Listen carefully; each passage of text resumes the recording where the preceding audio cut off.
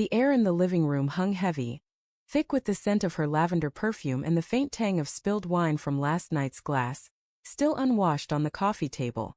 I stood frozen, my phone trembling in my hand, the screen glowing with a message that sliced through my chest like a serrated blade. "He's such a pet husband, isn't he? Always wagging his tail for you." The words, sent from my wife Clara's phone to her friend Mia, burned into my retinas. I wasn't meant to see it. Her phone had buzzed while she showered, and I, half asleep, had glanced at it out of habit. Now the words clawed at me, mocking, cruel, reducing 15 years of marriage to a sneering jest. My heart thudded, a hollow drumbeat in my ears. The room spun, the plush gray sofa we'd chosen together, the framed photo of our beach honeymoon, the chipped mug I used every morning for coffee she brewed. It all felt like a stage set now, props in a play I hadn't known I was acting in. Was I a pet? A loyal dog blindly devoted while she what? Laughed behind my back? My fingers tightened around the phone, knuckles whitening. I wanted to scream, to smash it against the wall, but instead I set it down gently as if it might bite. Clara's voice floated from the bathroom, humming a tune, carefree, oblivious. The sound grated, each note a lie. I paced the hardwood floor, the creak under my boots echoing my racing thoughts. Maybe it was a joke. A careless text, nothing more. Clara loved me. She'd said it last night, her arms around me, her lips warm against my cheek. But doubt slithered in, cold and insidious. There'd been signs, hadn't there?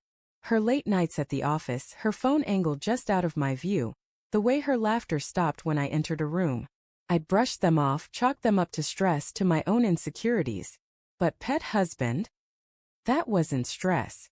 That was contempt. I sank onto the sofa, my hands raking through my hair. The clock on the wall ticked, each second a taunt.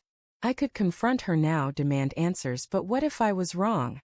What if I was the fool, overreacting, tearing apart our life over a text?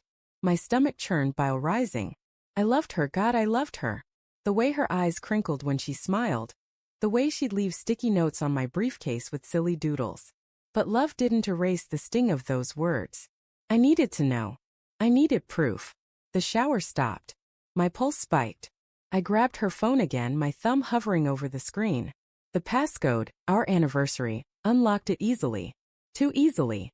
My fingers moved before my brain could catch up, scrolling through her messages with Mia. "He's so predictable, it's almost boring. You should see how he fusses over dinner. Like a trained puppy." Each line was a punch, stealing my breath. Then a name, Ethan. Ethan gets it. He doesn't treat me like I'm fragile. My vision blurred. Ethan, her coworker. The charming one with the easy smile, who joined us for drinks once, his hand lingering too long on her arm. I dismissed it. I trusted her. The bathroom door creaked open, and I shoved the phone back onto the table, my heart hammering. Clara emerged, wrapped in a towel, her wet hair clinging to her shoulders. "Morning, Nate," she said, her voice soft, almost tender. She leaned down to kiss my forehead and I flinched. Her brow furrowed. "You okay?" "Fine," I muttered, my throat tight. I couldn't look at her. Not yet. Not until I understood how deep this went. Just tired. She tilted her head, studying me, and for a moment I thought she'd press further. But she just shrugged and padded to the kitchen, humming again. The normalcy of it, her making coffee, the clink of mugs, felt like a betrayal in itself. I stood, my legs unsteady, and mumbled something about needing air. She didn't stop me. Outside, the autumn chill bit at my skin, the street quiet except for the rustle of leaves skittering across the pavement. I walked aimless, my mind a storm. Ethan. The name pulsed like a wound. I remembered the late-night texts she'd laughed off as work stuff, the weekends she'd spent at team retreats. I believed her because I wanted to, because the alternative was unbearable. But now the pieces fit too well, a puzzle I'd been too blind to solve. I stopped at a park bench, my breath visible in the crisp air. My phone buzzed, her name on the screen. "Where do you go?" "Coffee's ready." I stared at the words, my thumb hovering over the reply button. I wanted to type, "Who's Ethan?" I wanted to scream it. Instead, I shoved the phone in my pocket and kept walking. By noon, I was at a cafe, nursing a black coffee I didn't taste.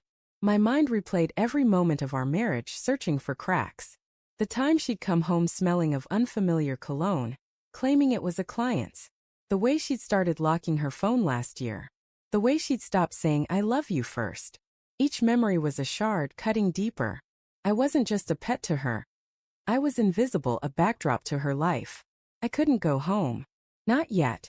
I checked into a cheap motel, the kind with flickering neon signs and stained carpets.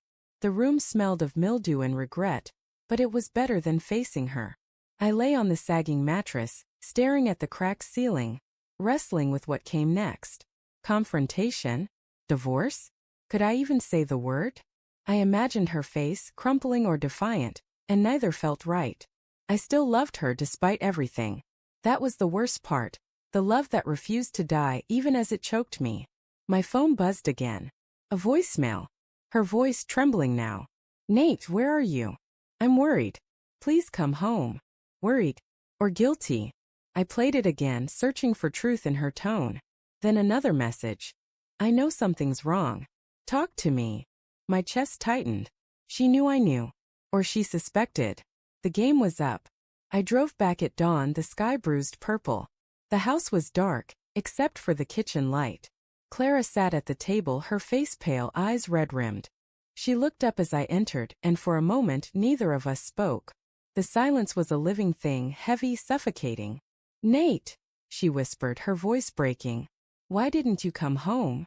I set her phone on the table, the screen dark but screaming with secrets. Who's Ethan? I asked, my voice low, steady though my hands shook. Her eyes widened then dropped. Guilt.